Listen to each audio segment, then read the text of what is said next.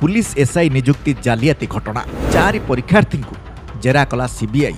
Police sub inspector परीक्षा अनियमितता घटना केंद्रीय तदंत ब्यूरो तदंत को जोरदार करिछि। ब्रह्मपुर पुलिस द्वारा गिरफ होइतिबा 4 परीक्षार्थी को जेरा करिछि सीबीआई। शुक्रवार अपराह्न राति 12टा पर्यंत सेमानंकु पचरा उचरा करिछि।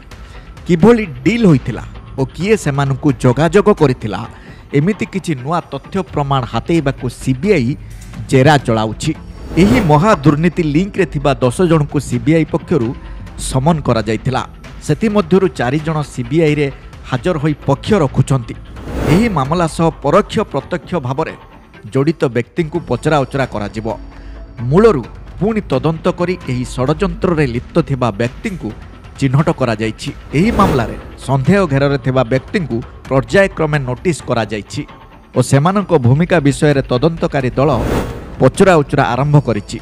सीबीआई तदंत करी पूरा घटनार गुमर खोलिबा सह महा दुर्नीति रे जड़ित थिबा व्यक्ति को गिरफ करिवो बोली आशा करा जाउछि।